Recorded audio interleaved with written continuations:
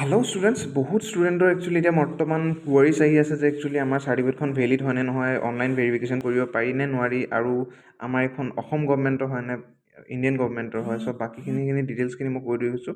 এইখন আমাৰ যোনখন চাৰ্টিফিকেট সেইখন গভৰ্ণমেণ্ট অফ ইণ্ডিয়াৰ ফালৰ পৰা আহিব, মিনিষ্ট্ৰী অফ কৰ্প'ৰেশ্যনৰ ফালৰ পৰা। আৰু এইটো অনলাইন ভেৰিফিকেশ্যন, অফলাইন ভেৰিফিকেশ্যন দুটাই ভেৰিফিকেশ্যন কৰিব পাৰি। অফলাইন ভেৰিফিকেশ্যনটো তাত আমাৰ যোনখন চাৰ্টিফিকেট দিম আমি সেইখন চাৰ্টিফিকেটত QR ক'ড দি স্কেন কৰি পেলাই ভেৰিফাই কৰিব পাৰিব।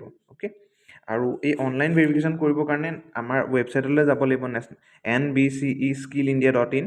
সেই ৱেবছাইটটোলৈ গৈ অনলাইন অপশ্যন দেখিছা, সেই অনলাইন অপশ্যনত ক্লিক কৰাৰ লগে লগে ভেৰিফিকেশ্যন বুলি আছে, এই ভেৰিফিকেশ্যনত মই ক্লিক কৰি দিলোঁ। ক্লিক কৰাৰ পিছত আমাৰ নগাঁৱৰে ITIত ফেকাল্টি হিচাপে কৰি আছে আমাৰ ষ্টুডেণ্ট আছিলে ফাৰ্ষ্ট বেটছৰ। চ' তেওঁৰ ভেৰিফিকেশ্যনটো মই ট্ৰাই কৰি চাইছোঁ। NBCE তেওঁৰ নম্বৰটো ওপৰতে আছে, মই ক্লিক কৰিলোঁ, লগালগ ভেৰিফিকেশ্যন কৰিলোঁ। তেওঁ তাত ওলাই আছে, তেওঁ PGDCA কৰিছিলে স্মাৰ্ট লাৰ্ণিঙৰ ফালৰ পৰা, আৰু কোৰ্চ কোড লিখা আছে, তেওঁৰ ৰেজিষ্ট্ৰেশ্যন কোড লিখা আছে, যোনটো আমাৰ চেণ্টাৰ কোড হয় সেইটোও লিখা আছে, চব লিখা আছে। চ' তেওঁ ভেৰিফিকেশ্যনত আহি গ'ল গোটেইখিনি বস্তু, ঠিক আছে। চ' এনেকৈ ভেৰিফাই কৰিব পাৰিব ষ্টুডেণ্ট ৰিয়েল হয় নে নহয়, ৰিয়েল হয় নে ইয়া ফেক হয়। চ' এনেকৈ ভেৰিফিকেশ্যন কৰিব পাৰিব। আৰু আমাৰ অসম পুলিচতো কৰি আছে, বিভিন্ন জেগাত কৰি আছে। এইজন এতিয়া বৰ্তমান ITI ফেকাল্টি হয়, আমাৰ নগাঁও ITI ফেকাল্টি হয়।